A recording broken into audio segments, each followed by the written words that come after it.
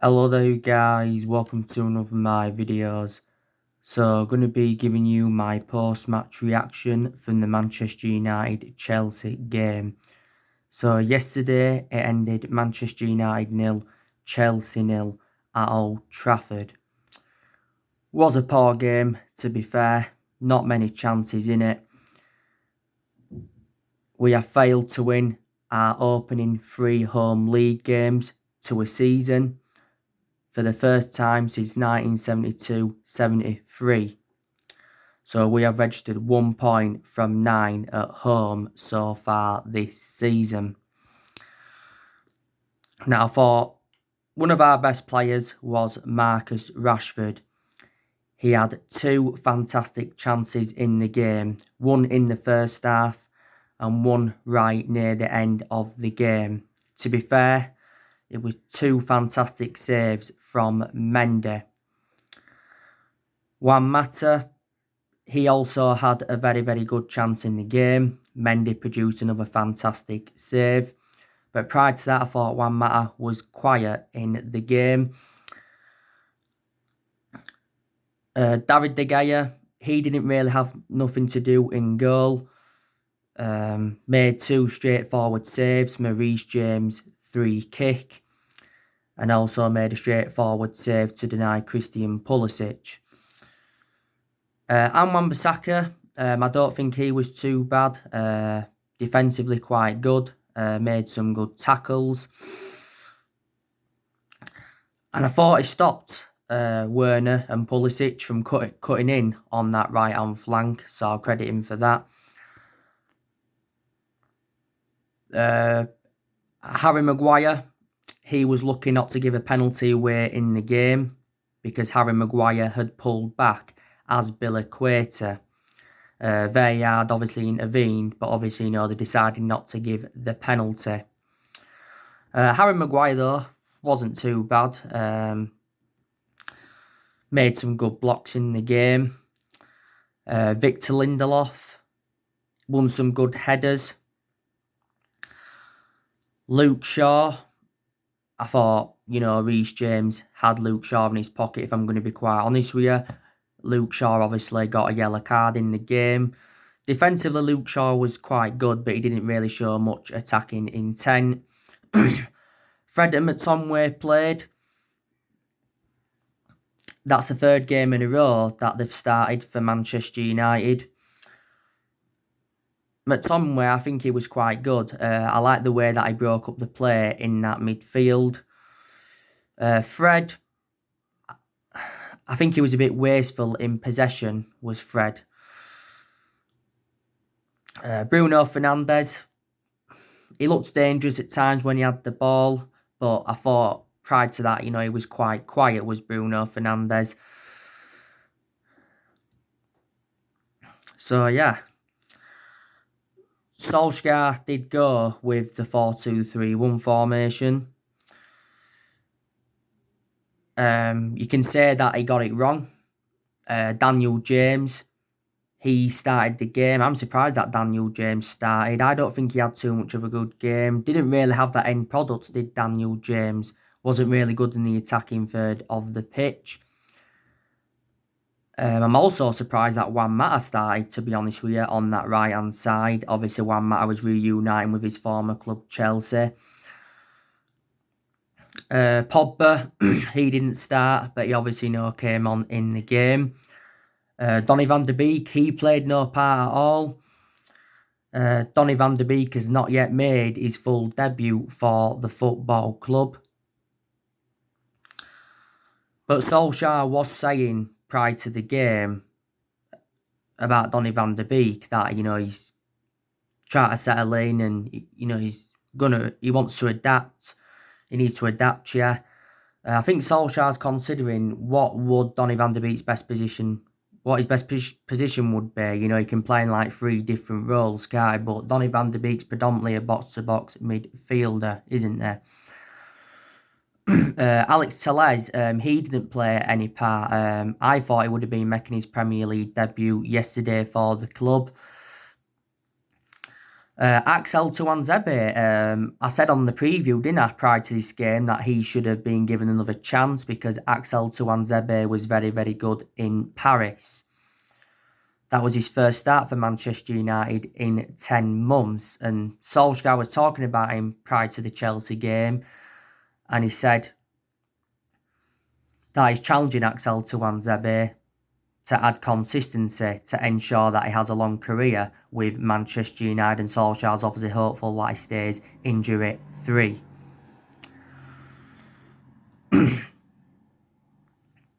Mason Greenwood, he came on in the game, he came on right near the end, didn't he? I'm actually not surprised that Mason Greenwood didn't start. Obviously, prior to the Chelsea game, Mason Greenwood had missed our last 2 games, didn't he?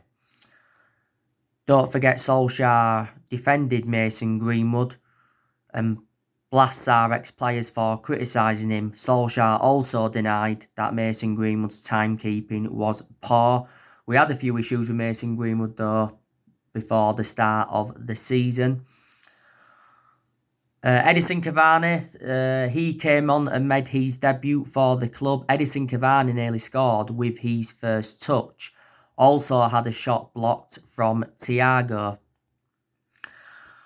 So I was very, very impressed with Edinson Cavani. Obviously, we got him on a free transfer on deadline day. Cavani signed a 2-year contract with the football club worth around 220 grand a week. Obviously, he's our new number 7. And I said, he'll emulate into the next Zlatan Ibrahimovic. I thought Thiago played very, very well for Chelsea. Give him a lot of credit. Reece James also made some very, very good runs down that right-hand flank. Pulisic and the likes of Werner, looks dangerous for Chelsea. Solskjaer, by the way, has come out and given his own perception on it, and he says Manchester United would have won the game if there would have been fans at Old Trafford. But, we'd won our 2 previous games before this 0-0 draw with Chelsea because we'd beaten Paris Saint-Germain 2-1. That was a very, very good result. And we also beat Newcastle by 4-1. So we are unbeaten in our last 3 games. Some Man United fans won't be too disappointed with the draw. Obviously, it's better than losing. But Frank Lampard has not yet beaten Manchester United in the Premier League.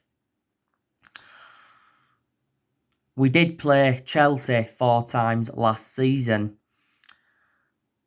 and Solskjaer got the better of Frank Lampard 3 times because on the opening day of last season we beaten Chelsea 4-0. We beaten them in the Carabao Cup 2-1 at Stamford Bridge, and we're beating them in the league at Stamford Bridge 2-0. They beat us in the FA Cup semi-final though by 3-1.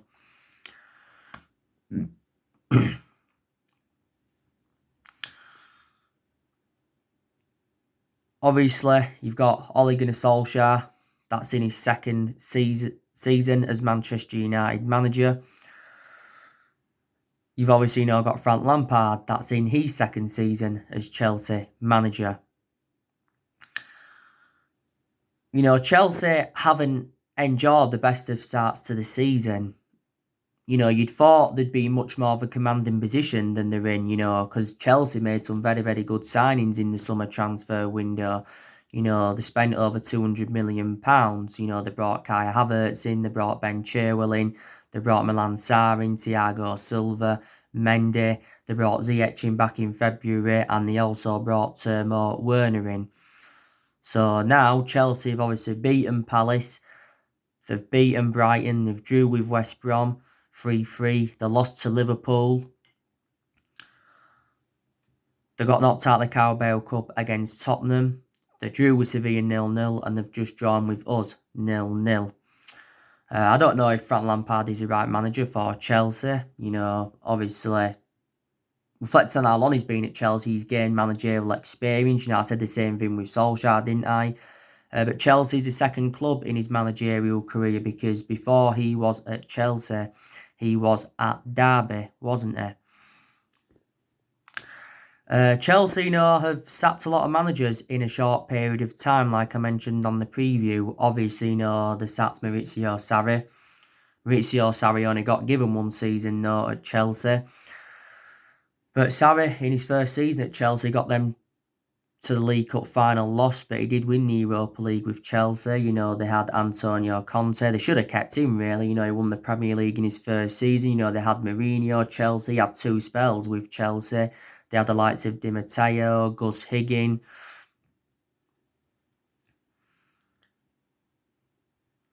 They had the likes of Scolari, Avram Grant. They had Rafa Benitez in at one point as interim boss. Villas-Boas. Chelsea won the Champions League under Villas-Boas, was it back in 2012?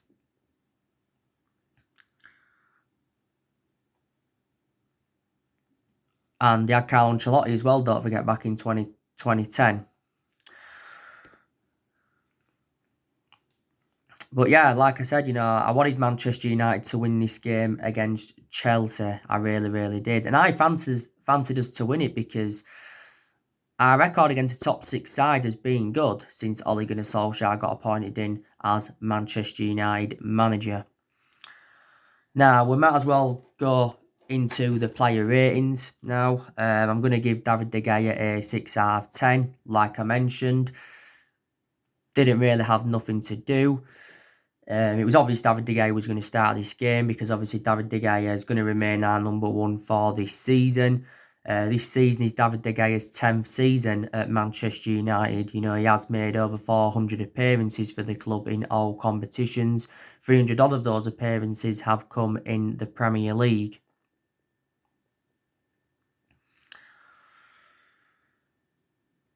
To be fair to De Gea, he did well in Paris, made some very, very good saves, also did very, very well in the Newcastle game. I have been critical of De Gea, obviously, because in the last couple of years he's made a lot of mistakes, hasn't he? So I said David De Gea's had around 7 good years at Man United. When De Gea does leave Manchester United, I think he will go back to Spain, like I've already said.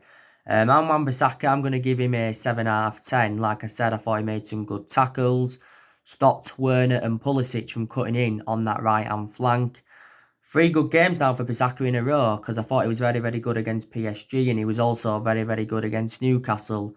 Scored his first goal for Manchester United against Newcastle, and in that game against Newcastle, it was his 50th appearance. This is Wan-Bissaka's second season at the club.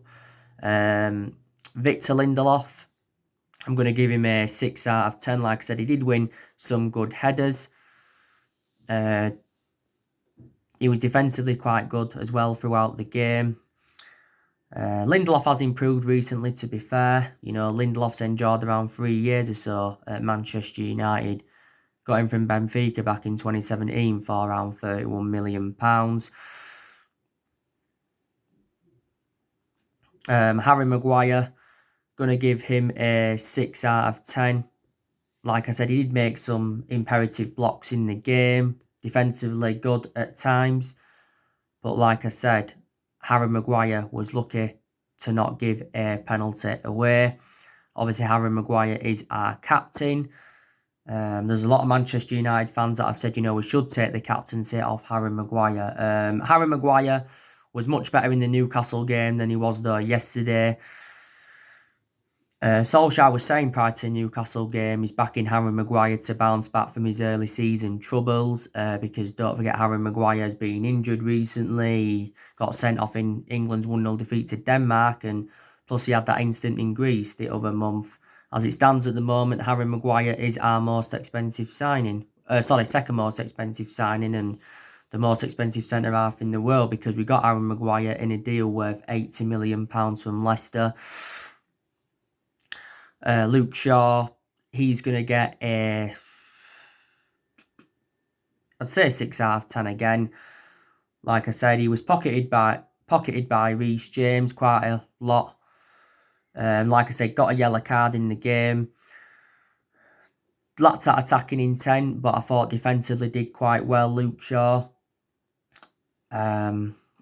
Luke Shaw was obviously playing at left back yesterday against PSG. Was playing at left centre back because obviously Tellez was playing at wing back, wasn't he? Luke Shaw's enjoyed around 6 years or so at Manchester United. Like I've said to you, my only element of concern about Luke Shaw is that he is injury prone. Fred, he's going to get a 5 out of 10. Like I said, he was quite wasteful in possession, was Fred. Maybe he had some good periods in the game. I think he also gave a shot away or nearly gave a shot away. Fred, though, to be fair, he was very, very good in the PSG game, wasn't he? Obviously, Fred has been at the club now for a few years. We paid £52 million for him from Shakhtar Donetsk. Fred's still got a contract with the club until 2023. McTominay, he's going to get a 7 out of 10. McTominay broke up the play very, very well.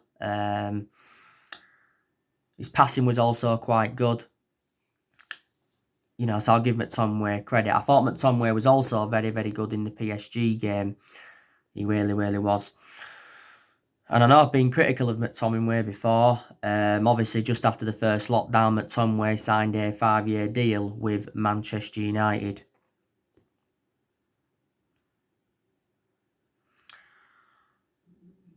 Bruno Fernandes, I'm going to give him a 6 out of 10. Like I said, Bruno Fernandes was dangerous at times. But prior to that, very, very quiet in the game. One of the quietest games he's probably had as a Manchester United player, to be honest with you.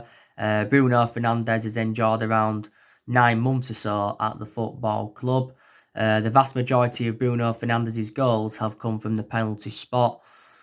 There has been a few games where he has looked a bit off the pace, but he has still made the difference in the team. Don't forget he won the Matt Busby Player of the Year award. He also won Premier League Player of the Month around 3 times, reflecting on his good performances. I think that was last season. Yeah, it was. Don't forget a few weeks ago, Bruno Fernandes denied that he had a bust up with Solskjaer. Because there was reports coming out saying that Bruno Fernandes had lost faith in Solskjaer and he was demanding Solskjaer out of their club, and it said he was infuriated with the board over the lack of signings. But Fabrizio Romano confirmed there was no problem with Bruno and Ole. Bruno Fernandes, though, he did score in the PSG game. In the Newcastle game, he scored and he also got an assist and also had a disallowed goal in the Newcastle game and missed a penalty.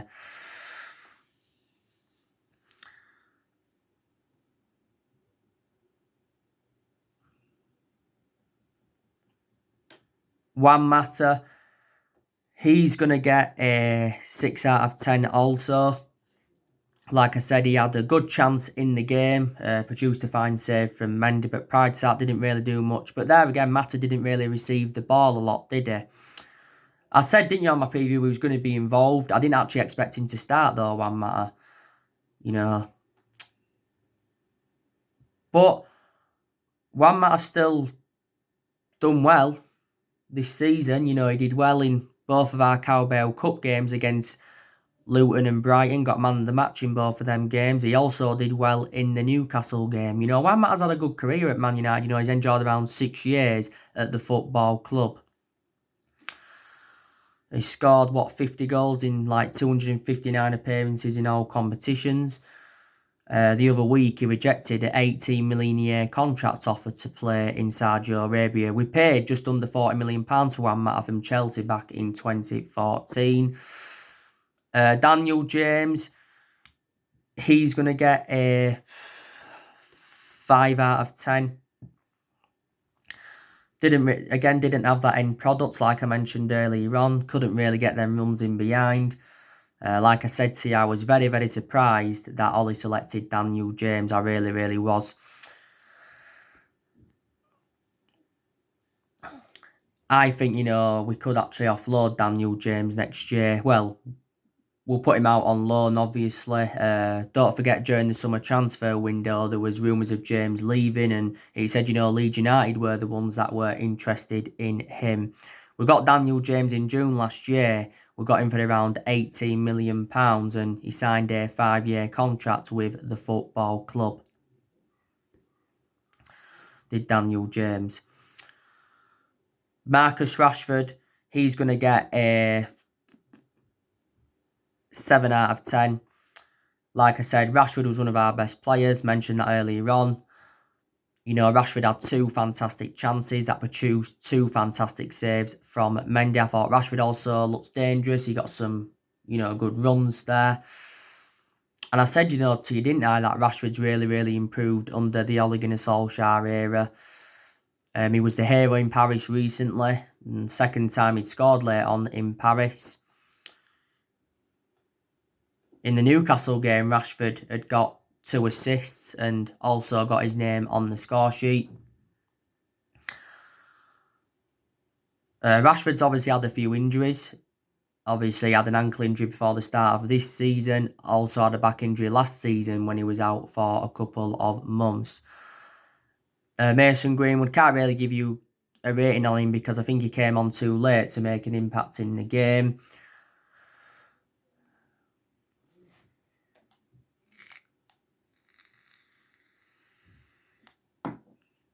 Edinson Cavani, 8 out of 10.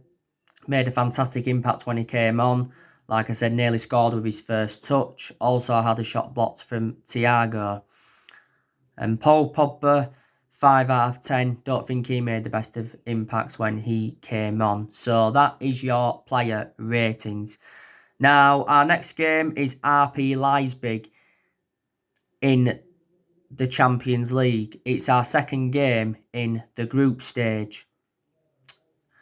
And it's going to be a tough one because RB Leipzig are last season's semi-finalists in the Champions League.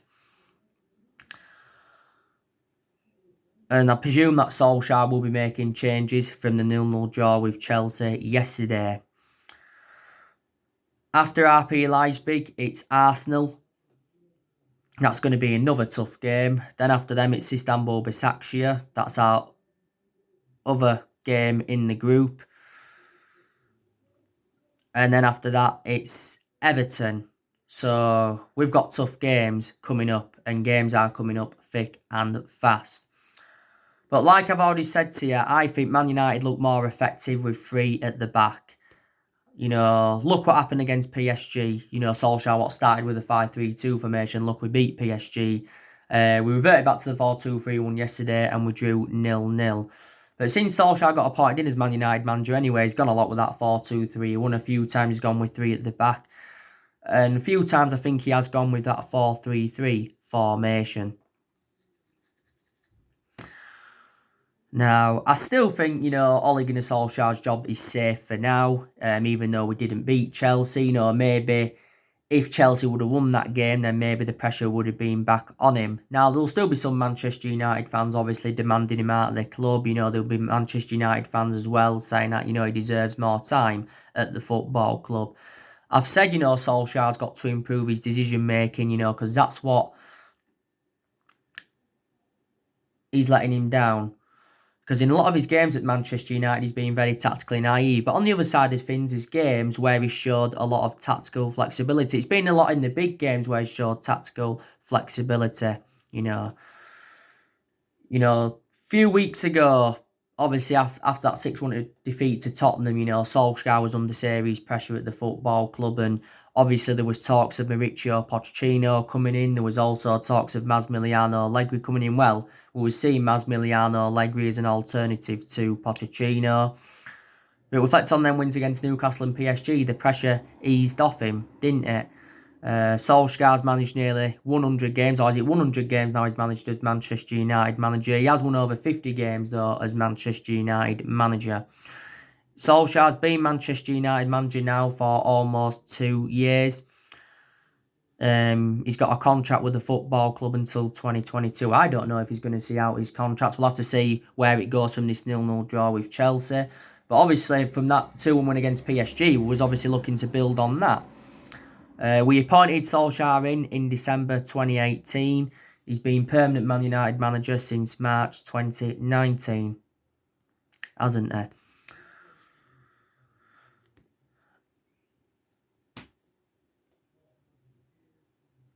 And like I've said to you, I want his managerial tenure to work out because at the end of the day, He's a club legend. He was a great player for the football club for 11 years. He flourished under Ferguson's guidance. Solskjaer hasn't got a proven pedigree. That's my element of concern. Man United is the third club in his managerial career.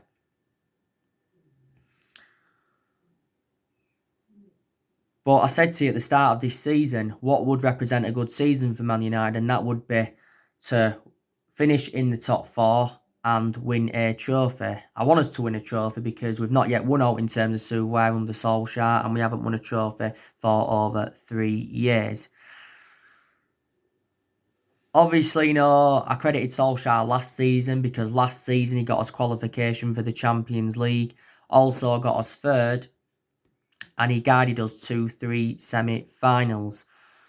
Solskjaer's made some good signings. He spent over £200 million since he became Manchester United manager. He's enjoyed 4 transfer windows at the club.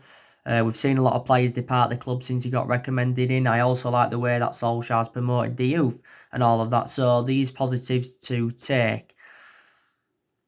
If Solskjaer is still Manchester United manager in January, he needs to be backed in the January transfer window, because I think in the summer transfer window of this year, he was not backed enough.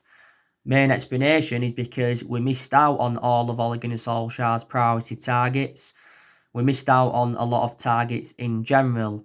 We missed out on Jadon Sancho, missed out on Jack Grealish, missed out on Sergio Reguilon, missed out on Gareth Bale. Also missed out on Jude Bellingham, missed out on Koulibaly, Nathan Ake, Thiago. We missed out on Erling Haaland back in January, and that was a shame because he would have been an Ole Gunnar Solskjaer type signing. So there you go, but I don't think any of the managers that we've had since Ferguson retired have been backed enough by the board. And, there's been a lot of Manchester United fans that have been demanding Woodward and the Glazers out of the club. They are the problem, Woodward's been at the club since 2012 and the Glazers have been at the football club since 2005, haven't they? Like I said, it'd be very beneficial if Manchester United could get a director of football in. I think we've made a decision on who we want to hire in as our director of football, and that's Luis Campos, reportedly. He's the Lille director, is Luis Campos.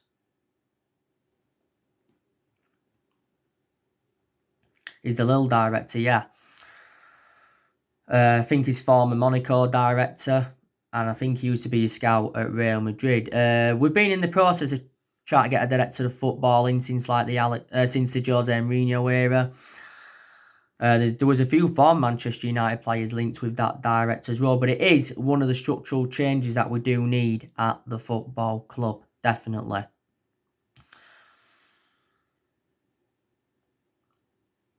Like I said, next year we'll be looking to make more signings, a couple of more signings probably. I think Man United need a centre half. Definitely, we need someone to go alongside Harry Maguire. Definitely. We'll offload more players next year. I think next year we'll be looking to offload Jesse Lingard, Rojo, Jones, Sergio Romero, like I said, Daniel James. Victor Lindelof, could he be possibly offloaded next year?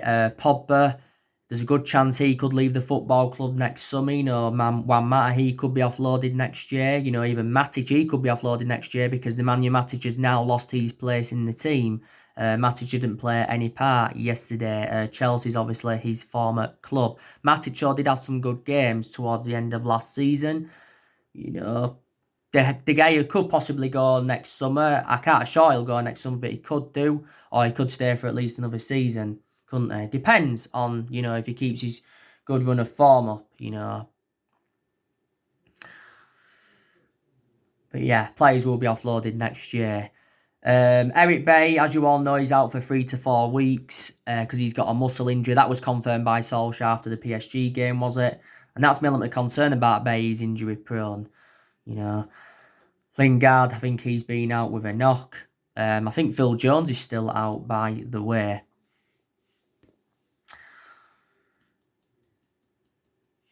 But yeah, like I said to you, in the last 7 years, Manchester United have been playing catch up because obviously, we've had different managers with different philosophies. We've spent close to the £1 billion range on players, and we've recruited over 30 odd players in since the Sir Alex Ferguson era.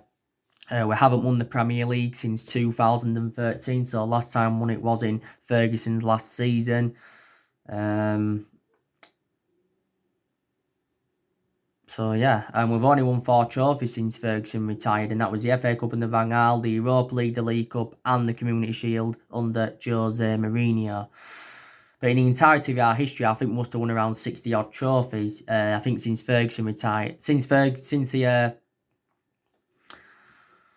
Ferguson era, we've won a total of like 40 odd trophies, haven't we? Because we won 38 trophies under the Sir Alex Ferguson era, didn't we? So there you go. So anyway guys, that's everything to update you today. Drop your comments, likes below on the channel. If you do, consider subscribe as always, and take care. God bless you all again very, very soon.